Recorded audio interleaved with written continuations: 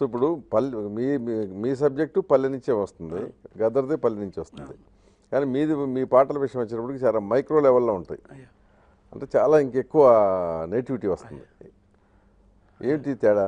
అది పెద్ద అయినా అంటే నాకు గద్దరన్న పాటలు అంటే బాగా ఇష్టం అండి. అది ఎందుకంటే మీ ఇష్టం లేకని కాదు, అదే తేడా ఏంటి, నేను తేడా ఎట్లా చెప్పంటే ఇప్పుడు సమస్య అంటే నాకు మీ కోణంలో చెప్పండి. మీ దృష్టితో మీరేమి అంటే జనరల్గా అంటే ఇప్పుడు మీరు ఒక కవి కదా, నాకేందంటే నేను అనేది ఏంటంటే మీరు ఒక కవి, ఆయన ఒక కవి. ఆయన ఎక్కడ మైక్రోలో అద్భుతంగా రాసినాడు. ఉద్యమం వెంటబడదు, 3 రోజులు ఇప్పుడు ఎవరు సంఘం పెట్టమంటారు దానికి నాయకుడు, ఇంకో సంఘం అంటారు ఉద్యమం దానికి నాయకుడు.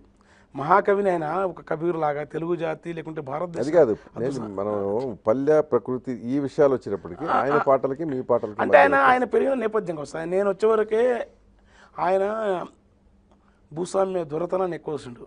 నేను పుట్టిన ప్రాంతం కావచ్చు, మా ఊరు మధ్యతరగతి రైతాంగం.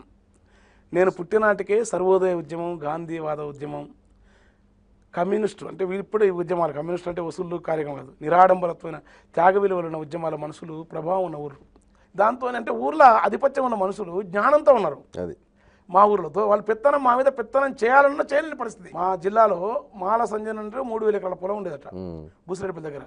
అది దానికి కారణం వైష్ణవ సంస్థానాల ప్రభావం, జటప్పుడు ఉలమ సంస్థానాల ప్రభావం. మాకు సంబంధించిన మిత్రులు బంధువులను తీసుకుపోయి గడిలో కట్టేసి వాళ్ళను ఎట్టి చేస్తారనుకుంటే వాళ్ళకి గడ్డం చేయించి నెత్తిగురు ఇచ్చి రాఘవ శర్మ రాసిన ప్రమీల ఆర్సిన నాటకం మీరు చదవని రని నేర్పిన వాళ్ళు పాప ఎదుర తిరుమల అవుతారు రాకుండా. ఇది ఊహించని పరిణామాలు. అంటే మనుషులు ఉర్దూ పెత్తనానికి భాషకి ఒక ట్రెడిషన్ మా తాన వచ్చిన పద్ధతి. ఈ ప్రభావం అంటే నాకు పెద్ద నేను దోపిడి లేదంటే ఉంది, పెద్ద వాయుగా సుఖపడ్డామా ఆర్య అనేది తోరు అనేది వివక్షత ఉన్నది. నేను వచ్చిన నేపథ్యం వేరు, గద్దరని వచ్చిన నేపథ్యం వేరు, పేదరికం వేరు.